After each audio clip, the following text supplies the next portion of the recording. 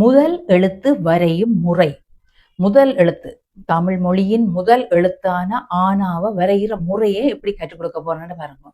இந்த முதல் பகுதி ஆனா பகுதியில பாருங்க, சுழி. இதுக்கு பெயர் சுழி. இந்த சுழி எப்படி வரையப்படுகிறது என்றதை பாருங்கள்.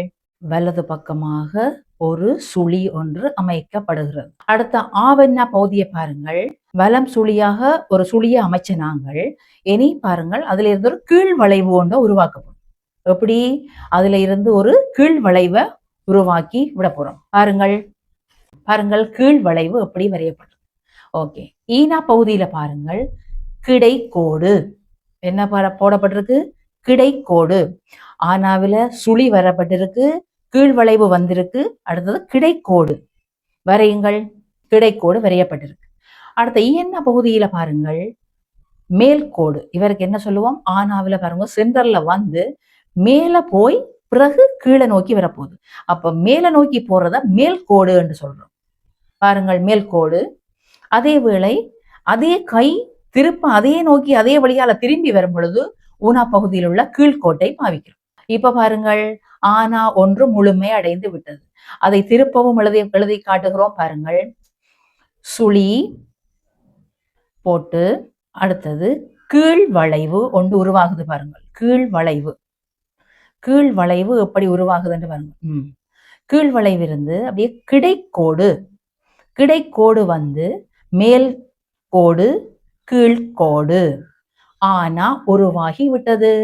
பாத்தீங்களோ?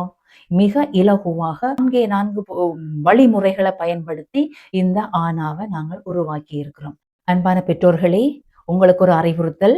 பாருங்கள், நீங்கள் நாங்கள் சொல்ற முறைமையின்படி ஆனாவை உருவாக்கி போட்டு பிள்ளைகளை ஒரு பெயிண்டிக்ஸ் அல்லது மிகவும் சோக் கலர் என்று சொல்ற அந்த கலர்களை பயன்படுத்தி பிள்ளைகளை அதன் மேல நீங்க எழுதின எழுத்தின் மேல ஆனாவை உருவாக்கி பழக்கி கொடுங்கள், கற்றுக் கொடுங்கள். மிக இலகுவானது, எளிமையானது முறையாக நீங்கள் எழுதிவிட்ட ஆனாவிற்கு மேலேயே பிள்ளைகள் எழுத கற்றுக் கொடுங்கள். ஒரு 10-15 ஆனாவை நீங்கள் கொடுக்கும் பொழுது பிள்ளைகள் மிகவும் இலகுவாக அதனை கற்றுக்கொள்வார்கள். நீங்கள் உடனே அவர்களுக்கு சரி போடுங்கள். அது அழகா அமைய பெறாவிட்டாலும் பிள்ளை உருவாக்கின முதல் ஆனா என்ற ஒரு மகிழ்ச்சியில நீங்கள் அதற்கு சரி போடுங்கள். பிள்ளைகளே, அவதானியுங்கள். ஆவண்ணா. ஆவண்ணா எழுத்து அமைக்கும் முறை. ஆனா பகுதியில பாருங்கள், சுழி. வலம் சுழியாக சுழி அமைக்கப்பட வேண்டும். பாருங்கள், சுழி. ஆவண்ணா பகுதியில பாருங்கள், கீழ் வளைவு. என்ன வளைவு? அப்படியே சுழியிலிருந்து கீழ் வளைவு எடுக்கப்படுகிறது. ஈனா பகுதியாக தான் நீங்கள் கிடைக்கோடு. கிடைக்கோடு. என்ன பகுதியை அவதானியுங்கள், மேல்கோடு. கீழிருந்து மேல் நோக்கி போவது மேல்கோடு. இப்ப இந்த வரைஞ்சிருந்தாலும் நீங்க என்ன செய்யணும், இந்த கோட்டில இருந்து மேல் நோக்கி போகணும், மேல்கோடு. ஊனா பகுதியில பாருங்கள், கோட்டில இருந்து கீழே நோக்கி வரணும், கீழ்கோடு. இது கீழ்கோடு. அடுத்தது ஊவண்ணா பகுதியை பாருங்கள், சுழி வளைவு. இதுக்கு என்ன பெயர்? சுழி வளைவு. சுழி வளைவு. சரி பிள்ளைகளே, அவதானியுங்கள். ஆவண்ணா அமைக்கும் விதம் எப்படி இருக்குன்னு பாருங்கள். முதல் வளைவு, சுழி வளைவு. அடுத்தது கீழ்வளைவு, சுழி போட்டு கீழ்வளைவு. கிடைக்கோடு, மேல்கோடு, கீழ்கோடு, சுழி வளைவு. கவனியுங்கள், சுழி, கீழ்வளைவு, கிடைக்கோடு, மேல்கோடு, கீழ்கோடு, சுழி வளைவு. பாருங்கள், சுழி, கீழ்வளைவு, கிடைக்கோடு, மேல்கோடு, கீழ்கோடு, சுழி வளைவு. கவனியுங்கள், சுழி, கீழ்வளைவு, கிடைக்கோடு, மேல்கோடு, கீழ்கோடு, சுழி வளைவு. ஆவண்ணா வந்துச்சு. பாருங்கள் பிள்ளைகளே, ஈனா எழுதும் முறை. தமிழ் மொழியின் முதல் எழுத்து ஆனா, உயிரெழுத்து என்று சொல்லுவோம். அடுத்தது ஆவண்ணா, மூன்றாவது ஈனா. ஈனா எழுதுற முறையை பாருங்கள். ஆனா பகுதியில பாருங்க, இருக்கிறது ஒரு சுழி. இவருக்கு என்ன பெயர்? இதுக்கு சுழி என்று பெயர் வச்சிருக்கு. சுழி எப்பவுமே வலம் சுழியாக எழுதப்படல் வேண்டும். என்னன்னு சொன்னா எங்கட தமிழ் மொழி எழுத்துக்கள் எப்பவும் வலது பக்கமா தான் நோக்கி போகும். இடது பக்கம் இருந்து வலது பக்கமா நோக்கி போகும். வலம் சுழி என்று சொல்லுவோம். அப்ப வலம் சுழி ஒன்று வரையணும். வலது பக்கமாக வளைச்சு ஒரு வலம் சுழி ஒன்று வரைகிறோம். இது முதலாவது சுழி. ஆவண்ணா பகுதியில பாருங்க கீழ் வளைவு. கீழ் வளைவு கொண்டு போடுறோம். ஈனா. ஈனாவை பாருங்கள். ஈனா பகுதியில ஒரு கிடைக்கோடு இருக்கு. இந்த கிடைக்கோடு ஒன்று பாருங்கள். கிடைக்கோடு ஆனாவிலையும் கிடைக்கோடு ஒன்று வருது. ஆவண்ணாவிலையும் கிடைக்கோடு ஒன்று வருது. ஈனாவிலையும் அந்த கிடைக்கோடு வருது. அடுத்தது பாருங்க ஈயண்ணா பகுதியில இருக்கிறது முக்கால் வளைவு. அதுக்கு பேர் முக்கால் வட்டம் என்று சொல்லுவோம்.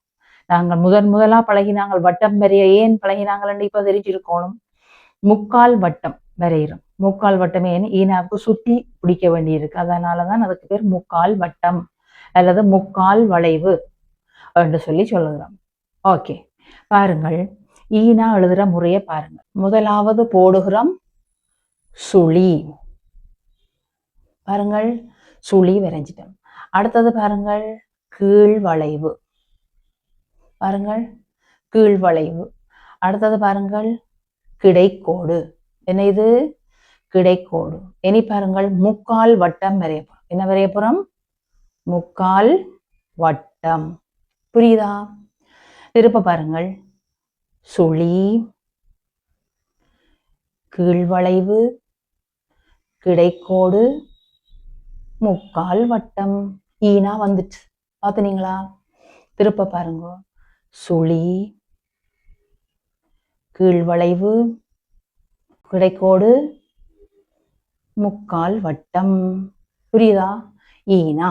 பிள்ளைகளே, அடுத்தது பாருங்கள் ஈயண்ணா எழுதும் முறை. ஈயண்ணா ஆனா, ஆவண்ணா, ஈனா, ஈயண்ணா. இந்த ஈயண்ணாக்கு 4வது எழுத்து படிக்கலாம். பாருங்கள் ஆனாவில வார எழுத்த பாருங்கள் மேல்கோடு. மேல இருந்து கீழே நோக்கி ஒரு கோடு, மேல்கோடு.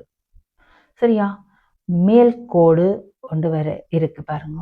அடுத்தது கிடைக்கோடு. பாருங்கள் இது கிடைக்கோடு. அடுத்தது கீழ்கோடு, சிறு சுழி. சரியோ? சிறு சுழி.